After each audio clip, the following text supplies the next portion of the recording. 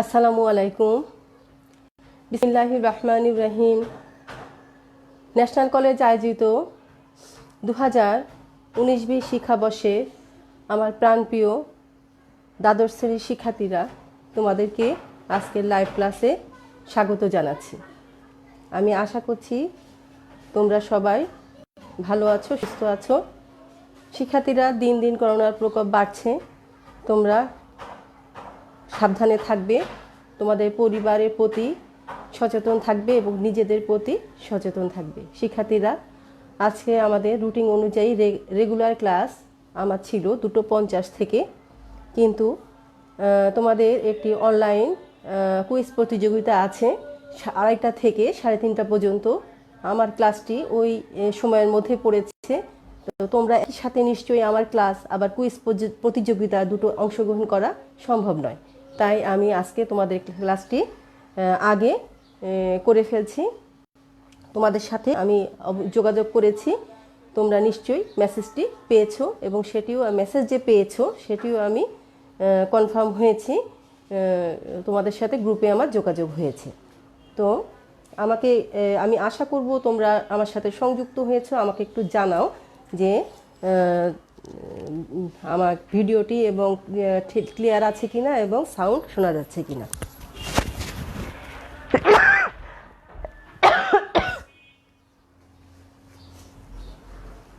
সাউন্ডটি শোনা যাচ্ছে কিনা আমাকে একটু জানাবে।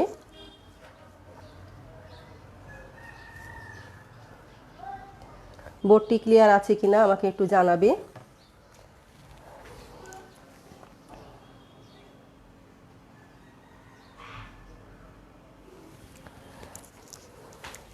দেখো, একটু পরে তোমাদের কুইজ প্রতিযোগিতা, তোমাদের একটা মানসিক টেনশন কাজ করছে আমি জানি। তো এই পর্যায়ে আমি আজকে তোমাদের সাথে এমন একটি অঙ্ক করতে যাচ্ছি যে অঙ্কটি খুবই গুরুত্বপূর্ণ এবং 95% সম্ভাবনা বোর্ড পরীক্ষায় আসার মতো। তো সুতরাং নতুন কোনো টপিকস পড়াবো না, পুরান টপিক্সের আলোকেই অঙ্কটি করব। তোমরা হয়তো ইতিমধ্যে উদাহরণে এরকম অঙ্ক করা আছে, তোমরা দেখেছো, কিন্তু তোমাদের কারো কারো বুঝেছো, কেউ কেউ বুঝতে পেরেছো, কেউ কেউ বুঝতে পারোনি। তো আমার দায়িত্ব তোমাদের এই রুলসের একটি অঙ্ক বুঝিয়ে দেওয়া। তো সেই অনুযায়ী আমি অঙ্কটি করার চেষ্টা করছি, তোমরা লক্ষ্য করো। বোর্ডে একটি প্রশ্ন উঠানো আছে তোমাদের বই অনুসারে, কোশ্চেন নাম্বার 7, এটি আমি সমাধান করব। তো এই প্রশ্নটি আমি আপাতত পরাবৃত্তের জন্য করছি, কিন্তু প্রশ্নটি উপবৃত্ত অধিবৃত্ত উভয় জায়গাতেই, মানে এই 3টি জায়গাতে এ ধরনের প্রশ্ন থাকে। তো এখানে দেখো প্রশ্নটা কি আছে। একটা বিন্দু আছে -1,1, যেটাকে আমরা উপকেন্দ্রেও নাম দেওয়া হচ্ছে, এবং কি হচ্ছে, একটি সরলরেখার সমীকরণ আছে x + y + 1 = 0, যেটাকে বলা হচ্ছে নিয়ামক বা নিয়ামক রেখা।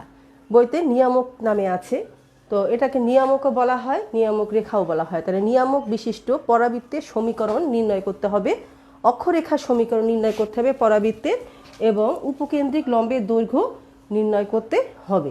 প্রিয় শিক্ষার্থীরা, এই পরাবৃত্তের জন্য অক্ষরেখা চাবে, কিন্তু উপবৃত্ত অধিবৃত্তের জন্য অক্ষরেখাটি চাবে না। উপবৃত্ত অধিবৃত্তের জন্য তোমার উপকেন্দ্র দেয়া থাকবে, নিয়ামক রেখার সমীকরণ দেয়া থাকবে, আর তোমাকে উপবৃত্তে বা অধিবৃত্তে এবং আরও একটি জিনিস দেওয়া থাকবে, সেটি উৎকেন্দ্রিকা। এখানে পরাবৃত্তের জন্য উৎকেন্দ্রিকতা 1 বলে দেওয়া থাকে না, কিন্তু উপবৃত্ত অধিবৃত্তে উপবৃত্তের জন্য উৎকেন্দ্রিকতা 1-এর থেকে ছোট হয়, আর অধিবৃত্তের জন্য উৎকেন্দ্রিকতা 1-এর থেকে বড় হয়। তাই একটি নির্দিষ্ট মান এই অঙ্কের সাথে দেয়া থাকবে। আমি ক্লাসটি শেষ করার পরে বিশেষ করে উপবৃত্তে এ ধরনের অঙ্ক কোথায় আছে সেটি তোমাদের একটি SW দিয়ে দেব। তো উপবৃত্ত অধিবৃত্তের ক্ষেত্রে অক্ষরেখার সমীকরণটা চাওয়া হয় না, কিন্তু উপকেন্দ্রিক লম্বের দৈর্ঘ্য চাওয়া হয়। তো যাই হোক, চলো আমরা সমাধানে যাই। সমাধান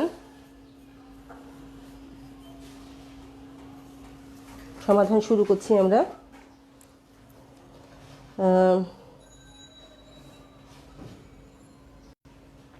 গুড, তোমরা অনেকে লাইনে সংযুক্ত হয়েছো, সব ক্লিয়ার আমাকে কমেন্ট করে জানিয়েছো, ধন্যবাদ তোমাদেরকে।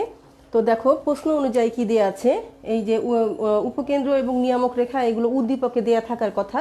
তাহলে আমরা আপাতত লিখব দেয়া আছে। তোমরা তো নিশ্চয়ই সৃজনশীল প্রশ্নে অ্যান্সার করা জানো এবং আমি আগেও শিখিয়েছি। তখন তুমি লিখবে উদ্দীপক হতে পারে উদ্দীপকের আলোকে। তাই এখানে আপাতত আমার দেয়া আছে কি উপকেন্দ্র কার পরাবৃত্তের উপকেন্দ্র, যেটি নাম দিয়ে থাকবে তোমাকে সেটি লিখতে হবে। দেয়া আছে পরাবৃত্তের উপকেন্দ্র S -1, 1 এবং নিয়ামক রেখার সমীকরণ x + y + 1 = 0। শিক্ষার্থীরা, আমি সমীকরণটি একটু নিচে লিখি, এর পাশে আমি একটা চিত্র আঁকবো। সমীকরণ x + y + 1 = 0। শিক্ষার্থীরা, এই সমীকরণটি সলভ করার জন্য এখানে একটি চিত্র তোমার এঁকে নিলে ভালো হয়, না আঁকলে ক্ষতি নেই, তবে এঁকে নিলে ভালো হয়। এখানে চিত্রটা দেখো, আমরা এই জায়গায় চিত্রটা আঁকার জন্য এটি কিন্তু মূল বিন্দুগামী পরাবৃত্ত নয়, এটা মাথায় রাখবে। তো আমি এই জায়গায় অ্যাকচুয়াল চিত্র আঁকার চেষ্টা করব সম্ভাব্য। তাহলে আমাকে এক্স অক্ষ আঁকতে হবে, একটি ওয়াই অক্ষ অঙ্কন করতে হবে, এক্স অক্ষ ওয়াই অক্ষ অঙ্কন করতে হবে। তো আমরা এই জায়গায় আনুমানিক 1 নিব। আমার এখানে 8টি ছোট নিতে হবে কারণ এখানে ধরবে না। 1 এই পাশে, তাহলে 1 এই পাশে সমভাবে 1 নিব। তো উপকেন্দ্রের স্থানাঙ্ক -1, 1, তাহলে উপকেন্দ্রটা হবে আনুমানিক এরকম জায়গায়। আর অক্ষরেখার সমীকরণ দেখো x + y + 1 = 0। এখানে যদি আমরা একটু ছোট্ট ক্যালকুলেশন করি, x + y + 1 = 0, তাহলে এটাকে আমরা যদি এভাবে নেই -1 + y / -1 = 1, তাহলে আমরা x অক্ষের খণ্ডিত অংশ পাই -1, y অক্ষের খণ্ডিত অংশ পাই -1। x প্রাইম, y এটি y প্রাইম। তাহলে আমার এই জায়গায় যে নিয়ামক রেখাটা এরকম চিত্র হয়, এটি হচ্ছে নিয়ামক রেখা। তাহলে এটা যদি নিয়ামক রেখা হয় তাহলে তোমাকে অবশ্যই এই যে এটা হচ্ছে উপকেন্দ্র যদি হয়, তাহলে এই অক্ষরেখা এই নিয়ামক রেখার ওপর লম্ব হওয়ার কথা। আর এটি যদি উপকেন্দ্র, তাহলে এটা হচ্ছে জেড। আর তাহলে পরাবৃত্তটা কোথা দিয়ে হবে, এখান দিয়ে এদিকে হবে পরাবৃত্তটা। দেখো আমি ছবিটা একটা আনুমানিক, পরাবৃত্তটা অ্যাকচুয়াল আসলে আঁকাটা কঠিন। তো তোমার বোঝার সুবিধার জন্য বা এক্সামিনারকে বুঝাবার সুবিধার জন্য এভাবে করে আমরা এঁকে নিতে পারি।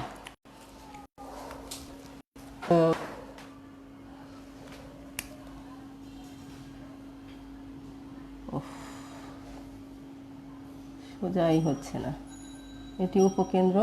তাহলে এখানে হচ্ছে এটি হচ্ছে উপকেন্দ্রিক লম্ব, এটা এল ড্যাশ, এসপি যদি নেই এসপি = পিএম, এটা পিএম। এভাবে করে আমরা একটি এখানে যে কোনো জায়গায় আমরা একটি বিন্দু ধরে এম ড্যাশ দিতে পারি। আশা করি চিত্রটি তোমরা বুঝতে পেরেছো। আমাকে একটু কমেন্ট করে জানাও চিত্রটি বুঝতে পেরেছো কিনা। তো লক্ষ্য করো, এই চিত্রটা আঁকা থাকলে তোমার সব ধরনের কাজ করতে সুবিধা হবে। তো তুমি পরীক্ষার খাতায় আঁকলে ভালো হয়। একেবারে যদি তুমি এভাবে না আঁকতে পারো, অন্তত যে সাধারণ আমরা একটা মানে এক্স অক্ষ ওয়াই অক্ষ ছাড়া যে পরাবৃত্তের চিত্র আছে, স্বাভাবিকভাবে জাস্ট একটু অক্ষরেখা এঁকে যেটা একবারে খসড়া সাধারণ চিত্র বলে, সেরকমও যদি তুমি এঁকে নাও, তাও কিন্তু অনেকটা কাজ করা যাবে তোমার অঙ্ক করার সুবিধার্থে। তাহলে তোমার এটা এস হচ্ছে -1, 1, আর নিয়ামক রেখা তো এখানে দেয়াই আছে। তাহলে পরাবৃত্তের এখানে আমাদের ধরে নিতে হবে যেহেতু আমরা এখানে SPPM এর সূত্র ধরি, পরাবৃত্তের ওপর যে কোনো বিন্দু পি এক্স কমা ওয়াই। শিক্ষার্থীরা, যদি এটা অধিবৃত্ত বা উপবৃত্তের জন্য থাকে তখন তুমি পরাবৃত্তের জায়গায় উপবৃত্ত অধিবৃত্ত লিখবে। শিক্ষার্থীরা, এখানে এই ধরনের প্রশ্নে উপবৃত্ত অধিবৃত্তের ক্ষেত্রে উৎকেন্দ্রিকতা কিন্তু দেয়া থাকবে, আর এখানে উৎকেন্দ্রিকতা দেয়া নেই, কারণ উৎকেন্দ্রিকতা হচ্ছে 1 বলে। শুধু মানে পরাবৃত্ত জায়গায় যেটা থাকবে সেটি লিখতে হবে। আর পরাবৃত্তের অধ্যায়ে উদাহরণে একটি করে দেওয়া আছে, আশা করি তোমরা বুঝতে পারবে, আমাকে হোমওয়ার্কটি করে দিতে পারবে।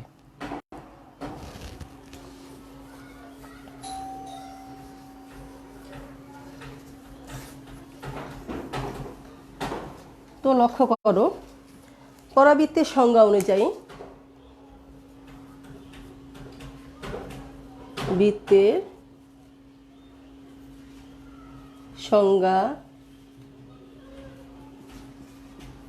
অনুযায়ী SP equal to E into PM implies that SP square equal to 1 square equal to PM square, যেহেতু E সমান সমান 1, কেন? পরাবৃত্ত বলে।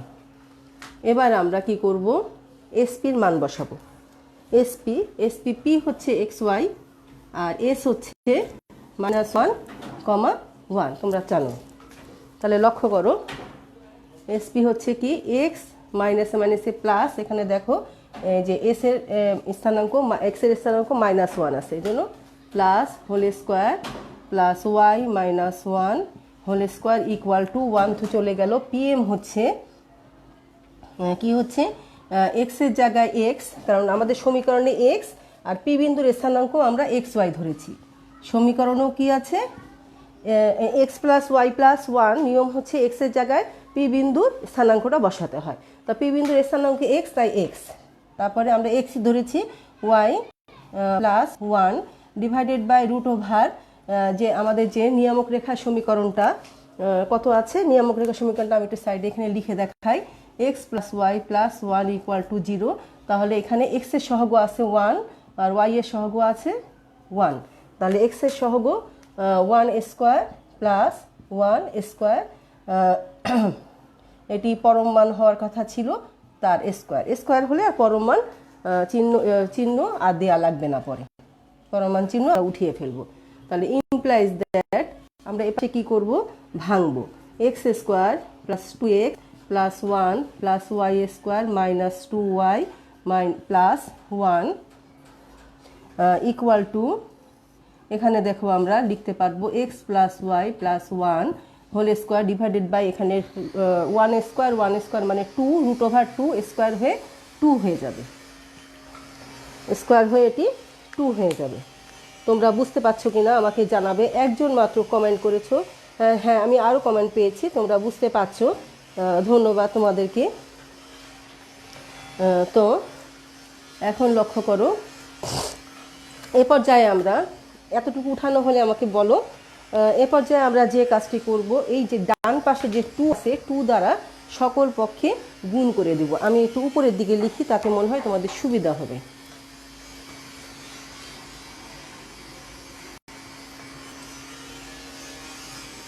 প্রিয় শিক্ষার্থীরা, আমাদের ক্লাস টাইম খুব সীমিত, কিন্তু আমাদের অঙ্কটি অনেক বড়, তাই আমাদের একটু সময় লাগে।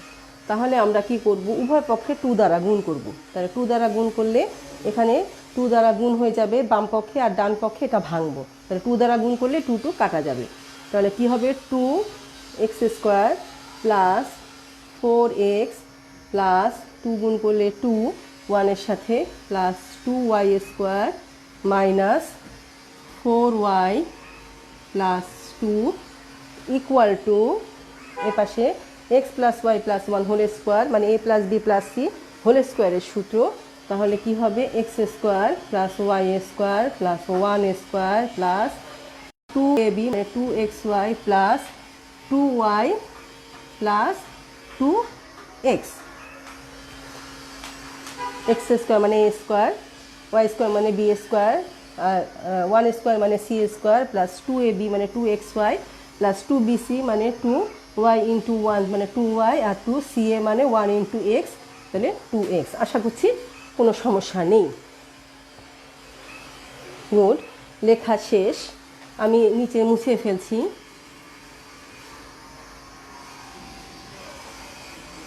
চিত্রটি রেখে আমাদের, কারণ চিত্রটি আমাদের এখন যতটুকু দরকার, আমাদের আসলে উপকেন্দ্রী লম্ব অক্ষরেখার সমীকরণ বের করার জন্য আরও বেশি দরকার।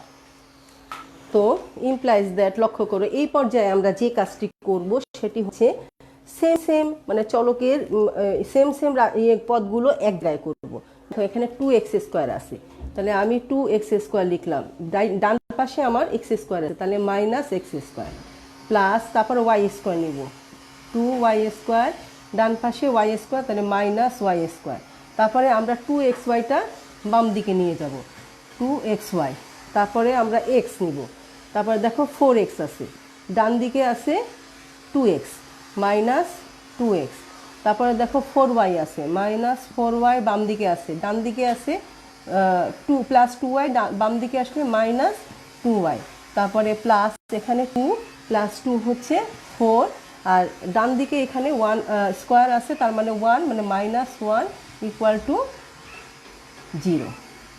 আশা করছি বুঝতে পেরেছ। গুড। একজনের সামিয়া মারিয়া, যে সামিয়া আক্তার মারিয়া, অনেক ধন্যবাদ তোমাকে, তোমার তো ক্যালকুলেশন শেষই হয়ে গিয়েছে। তো ইমপ্লাইজ দ্যাট, এখানে x square plus Y square minus 2xy plus 2x minus 6y plus 3 equal to 0। তাহলে ইমপ্লাইজ দ্যাট, এটাকে আমরা এই অংশটুকু ইমপ্লাইজ দ্যাট দেখো এই যে এই অংশটুকু নিয়ে হোল স্কোয়ার আকারে লিখতে হবে। তো x minus y whole square plus 2x minus 6y plus 3 equal to 0, এটা যা নির্ণয় পরাবৃত্তের সমীকরণ। নির্ণয় পরাবৃত্তের সমীকরণ, নির্ণয় পরাবৃত্তের সমীকরণ। তো আমাদের পরাবৃত্তটি শিক্ষার্থীরা, আমাদের পরাবৃত্তটি হয়ে গিয়েছে, আশা করি তোমাদেরও হয়ে গিয়েছে। তো আমি এই পর্যায়ে, আমাদের সময় কম, অলরেডি আমাদের 17 মিনিট হয়ে গিয়েছে। তো আমি এখন অঙ্কের যে দ্বিতীয় অংশ অক্ষরেখা সমীকরণ, দেখো আমাদের পুরানো পড়া সেটু নতুন করে লিখতে হবে, অক্ষরেখা সমীকরণ নির্ণয়টা দেখাচ্ছি। তো দেখো দ্বিতীয় অংশ অক্ষরেখা সমীকরণ নির্ণয়। অক্ষরেখা, এটি শুধু পরাবৃত্তের জন্যই থাকে, অক্ষরেখা সমীকরণ নির্ণয়। এটি দ্বিতীয় অংশের এটি পরাবৃত্তের জন্যই থাকে, এটি উপবৃত্ত অধিবৃত্তের জন্য থাকে না।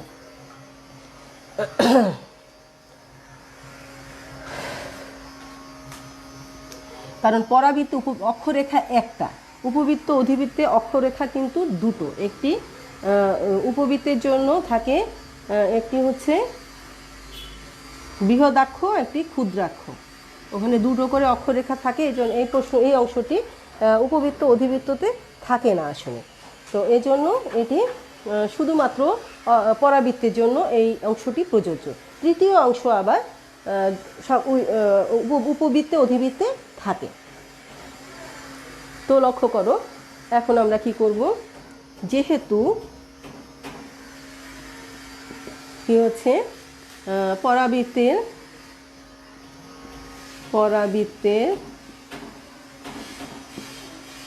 অক্ষরেখা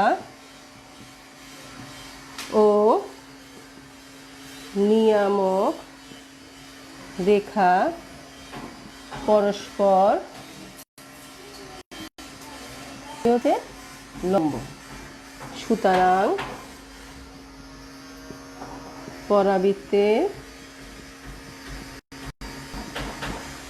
অক্ষরেখা সমীকরণ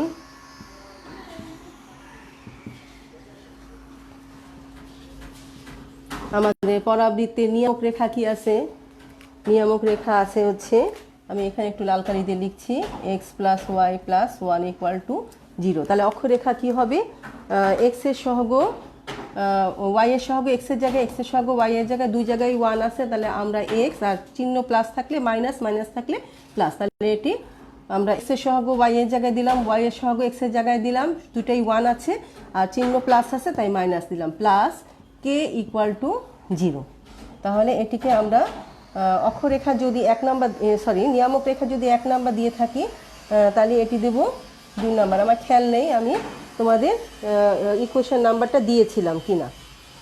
গুড, সুষমা অলরেডি অক্ষরেখার সমীকরণ নির্ণয় করে ফেলেছো, অনেক ধন্যবাদ সুষমা তোমাকে। তো এখন দেখো এই যে এই অক্ষরেখা কি করে, তাহলে 2 নং অক্ষরেখা,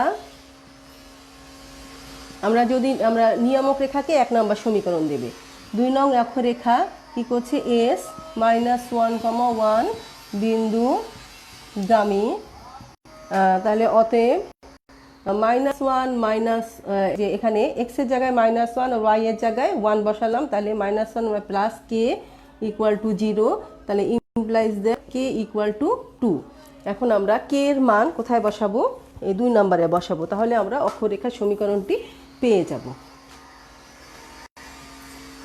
তাহলে দেখো আমরা কে ইকুয়াল টু, কে এর মান, কে এর মান 2 নং এ বসিয়ে পাই। 2 নং এ তাহলে কি পাবো? আমরা x minus y plus 2 equal to 0, যা নির্ণয় পরাবৃত্তের অক্ষরেখার সমীকরণ। পরাবৃত্তের অক্ষরেখার সমীকরণ। আশা করছি বুঝতে পেরেছো। এবার আমাদের আলোচ্য বিষয় হচ্ছে, গুড, অনিমাও করে ফেলেছো। রাফসান মমিন আইডি যার, আমার আসলে আইডি দেখে হুট করে নাম মনে থাকে না, তো নিশ্চয়ই এটা তুমি আমাদের সম্ভবত 212 রোল নাম্বার, যাই হোক আইডি অ্যান্সার করেছো। যারা অ্যান্সার করেছো তাদের সকলকে ধন্যবাদ আমার সাথে অঙ্কটি প্র্যাকটিস করার জন্য। তো এই পর্যায়ে আমাদের আলোচ্য বিষয় হচ্ছে উপকেন্দ্রিক। দেখো, যেহেতু এই পরাবৃত্তটি মূল বিন্দুগামী পরাবৃত্তের সাথে তুলনা করা যায় না, তাই উপকেন্দ্রিক লম্বের দৈর্ঘ্য এটি বেসিক দিয়ে করতে হবে। আমি বেসিক পড়ানোর সময় কিন্তু প্রথম দিন বলেছিলাম যে বেসিকের আলোকে আমাদের অঙ্ক আছে, এইখানে এই হচ্ছে সেই অঙ্ক। তাহলে উপকেন্দ্রিক লম্বের দৈর্ঘ্য নির্ণয়, উপকেন্দ্রিক লম্বের দৈর্ঘ্য নির্ণয়। এবার আমাদের চিত্রটি বিশেষ প্রয়োজন। দেখো, উপকেন্দ্রিক লম্বের দৈর্ঘ্য চিত্র অনুযায়ী কি এল এল ড্যাশ, চিত্র অনুযায়ী এল এল ড্যাশ। তাহলে আমরা লিখব উপকেন্দ্রিক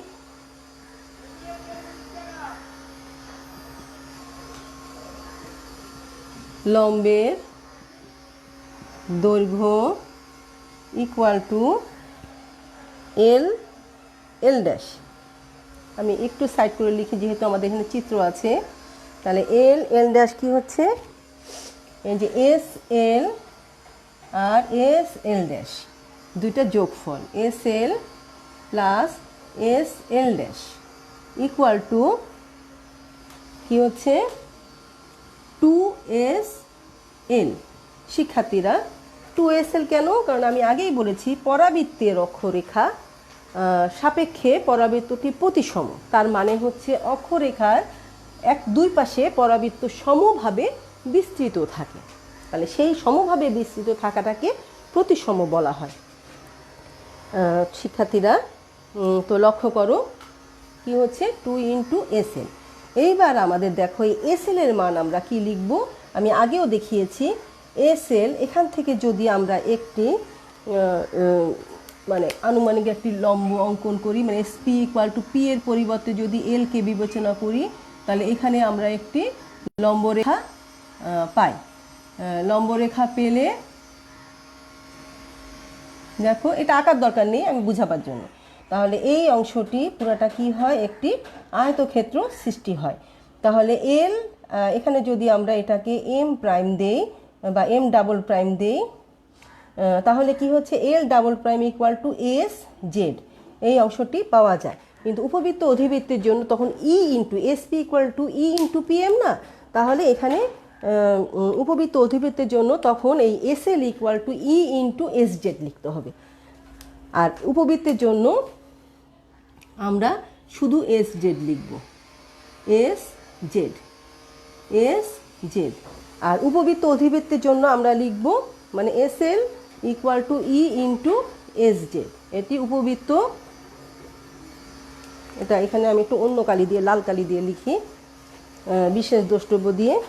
দেখো এ জায়গায় আমাদের যে পার্থক্যটা,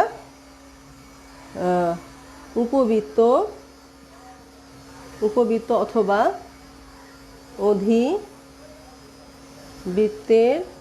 জন্য আমরা S L equal to E into S Z লিখব। আর পরাবৃত্তে মানে ই এর মান 1 বলে S L equal to S Z লিখব। তাহলে এখানে আমরা কোথা থেকে পেলাম, এখানে সাইডে লিখতে হবে, যেহেতু S L equal to S Z সংজ্ঞা অনুযায়ী, এই কথাটি লিখতে হবে। আশা করছি তোমরা বুঝতে পেরেছো। এবার আমরা এস জেডের মানটা কি করে বের করব। উপবৃত্ত অধিবৃত্তের জন্য S L equal to E into S Z, আশা করি বুঝতে পেরেছো। কারণ উপবৃত্তে আমি যে হোমওয়ার্কটি দিব সেখানে কিন্তু এটি ব্যবহার করতে হবে। আমি আশা করছি তোমরা হোমওয়ার্কটি করতে পারবে।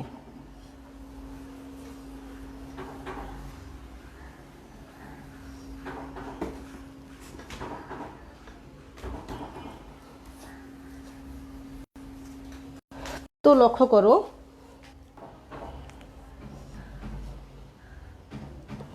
আচ্ছা একজন বলেছো অনিমা, আর একবার বলেন। প্রিয় শিক্ষার্থীরা, সবার উদ্দেশ্যে বলছি, দেখো উপকেন্দ্রিক লম্বের দৈর্ঘ্য এল এল ড্যাশ, এই যে চিত্রটা ফলো করো, এল এল ড্যাশ। তারপরে এই এল এল ড্যাশকে আমরা লিখতে পারি এস এল, এস মাঝখানে এদের এল এল ড্যাশের মধ্যবিন্দু কিন্তু এস, তাহলে এস এল প্লাস এস এল ড্যাশ। তাহলে এই এস এল আর এস এল সমান, এখানে আমরা লিখব S L equal to S L dash, যেহেতু এস এদের মধ্যবিন্দু, কারণ পরাবৃত্তের অক্ষরেখা সাপেক্ষে পরাবৃত্ত প্রতিসম হয়। এটার মানে হচ্ছে অক্ষরেখার উভয় পাশে পরাবৃত্তটি সমানভাবে বিস্তৃত থাকে। তাহলে এস থেকে এল এর যা দূরত্ব হবে, এস থেকে এল ড্যাশের একই দূরত্ব হবে। তাহলে আবার এস এল সমান সমান, দেখো এই এল থেকে যদি আমরা এস মানে এই পি বিন্দু যদি এই পরাবৃত্ত বরাবর এল এর জায়গায় সমপতিত হয়, তাহলে এম হয়ে যায় এম ডাবল ড্যাশ। তাহলে s l m double l, তাহলে কি হচ্ছে এল এম ডবল ড্যাশ। আর এখানে এস জে একটি মানে আয়তক্ষেত্রে বিপরীত বাহু প্রকাশ করে। তাহলে s L S Z, S L সমান সমান এস জেড হয়, আমি পূর্বেও ক্লাসে দেখিয়েছি। আর যখন উপবৃত্ত অধিবৃত্তের জন্য এটা হয় s L equal to E into S z, কারণ পরাবৃত্তের সংজ্ঞা হচ্ছে s P equal to E into P m. তাহলে এখানে এস পি ইকুয়াল টু, আমি একটু লাল কালি দিয়ে এখানে ক্যালকুলেশনের আগে বুঝাই, এস পি ইকুয়াল টু পরাবৃত্তের সমীকরণ s P equal to E into P m. তাহলে আমরা যদি পি এর পরিবর্তে এল লিখি, পি ইকুয়াল টু এল বিন্দু, তাহলে এবং এম পরিবর্তে তখন কি হয়ে যায় এম ডাবল প্রাইম, তখন কি এস পি কী হয় এস এল ইকুয়াল টু কি হচ্ছে পি এম ডবল প্রাইম, তখন p m double prime, sorry p এর পরিবর্তে আমরা লিখছি এল, তাহলে এল এম ডবল প্রাইম। আবার এল এম এর পরিবর্তে সরি এখানে একটা ই আছে, E into L M double prime.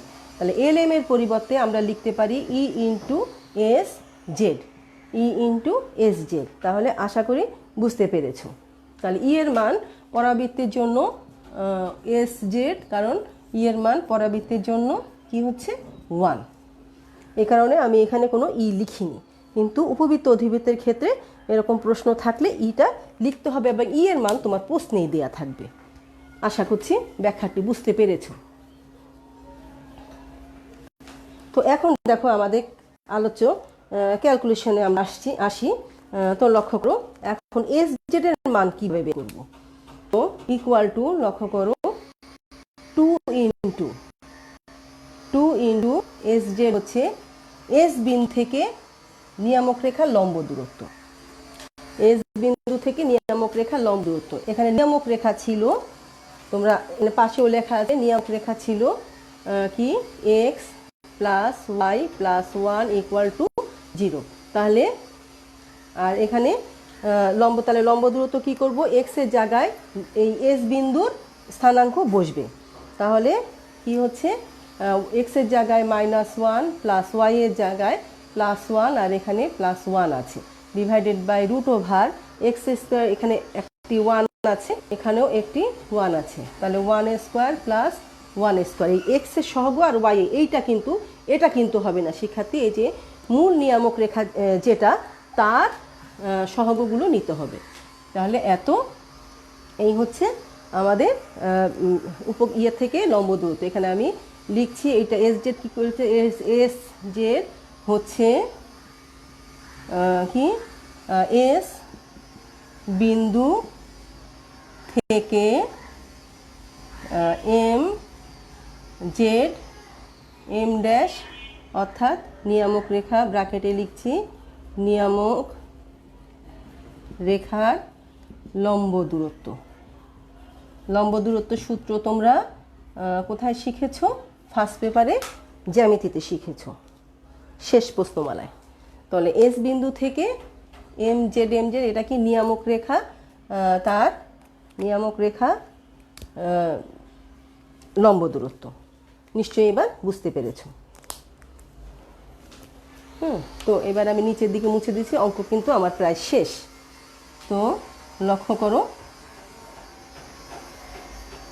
এবার আমাদের ক্যালকুলেশনটি কমপ্লিট হলে অঙ্ক শেষ। তাহলে 2 ইন্টু এখানে কী হচ্ছে ক্যালকুলেশনটি, এই জায়গায় +1 -1 কাটা যায় এই দুটো, তাহলে থাকে কি +1 আর নিচে এটি √2 থাকে।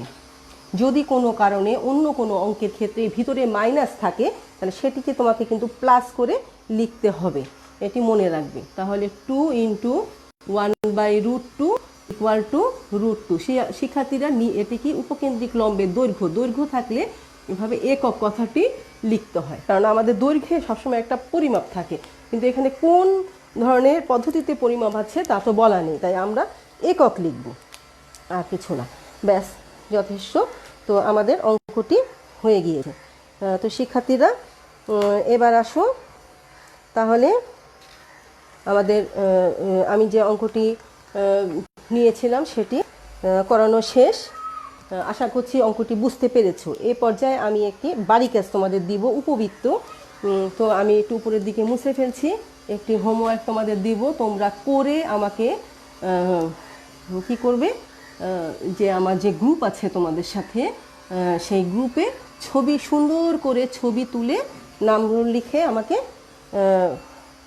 প্রয়োজন হলে তোমার যে খাতাটার উপরেও নাম রোলটা লিখবে, তাহলে একজনের ছবি আরেকজন ইয়ে করতে পারবে না। তো এই জন্য নাম রোল লিখে তোমরা সেন্ড করবে। তো দেখো করো প্রশ্নটি HW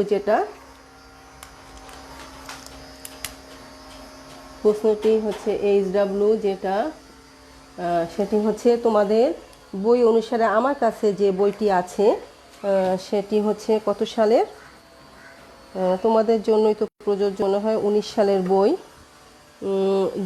এটি হচ্ছে 2019 সালের বই আমার কাছে এখন যেটি আছে সেটার অনুযায়ী দাগ নাম্বার, কোশ্চেন নাম্বার হচ্ছে 6-4। আমি অঙ্কটি দিচ্ছি তোমাদের, 6-4 অঙ্কটি দিচ্ছি। আমি একটু লিখে দিচ্ছি যাতে তোমাদের খুঁজে পেতে সুবিধা হয়। প্রশ্নটার মধ্যে এটি একটু উপবৃত্তের উপকেন্দ্র দেওয়া আছে, উপকেন্দ্র দেওয়া আছে হচ্ছে -2, 3, তারপরে উৎকেন্দ্রিকতা, এই যে উপবৃত্ত যেহেতু উৎকেন্দ্রিকতা দেয়া আছে, উৎকেন্দ্রিকতা দেয়া আছে 1/√3। আর আমি একটু মুছে দিচ্ছি, আমাদের ক্লাসটা এখনই শেষ করতে হবে, তোমাদের একটু পরে কুইজ প্রতিযোগিতা শুরু করতে হবে। তাহলে নিয়ামক রেখা কি দেয়া আছে, নিয়ামক রেখার সমীকরণ আছে হচ্ছে তোমার x - y + 7, x - y + 7 = 0। তোমার প্রশ্ন হচ্ছে উপবৃত্তের সমীকরণ এবং উপকেন্দ্রিক লম্বের দৈর্ঘ্য নির্ণয়। উপবৃত্তের সমীকরণ এবং উপবৃত্তের উপকেন্দ্রিক লম্বের দৈর্ঘ্য নির্ণয় করো।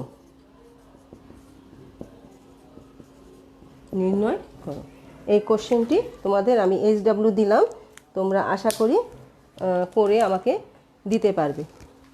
তো সকলকে আজকে ক্লাসে অংশগ্রহণের জন্য আমি আমার আন্তরিক ভালোবাসা ও শুভেচ্ছা জানাচ্ছি। প্রশ্নটি আশা করি তোমরা পেয়ে গিয়েছো। কোন রাইটার? সুষমা লিখেছো সাহা স্যারের বই। আমরা যে সাহা স্যারের বই, তোমাদের তো আমি বেশিরভাগ ক্ষেত্রে আপাতত সাহা স্যারের বই ফলো করছি, পাশাপাশি অন্য বই আমি হলে আমি তো ছবি তুলে দিয়ে দেই। তো কারো যদি অবশ্যই তোমরা খুঁজে পাবে, যেহেতু আমি অঙ্কটি লিখে দিয়েছি, তোমরা পেয়ে যাবে। যদি কেউ না পেয়ে থাকো আমাকে জানাবে, আমি প্রয়োজনে ছবি তুলে গ্রুপে দিয়ে দিব। তো আমাকে একটু, যদি না পাও তাহলে আমাকে জানাবে, যে পাবে না সে আমাকে জানাবে। তো আজকে এ পর্যন্তই। আগামী দিন আবার তোমাদের সাথে আমার রবিবারে ক্লাস আছে।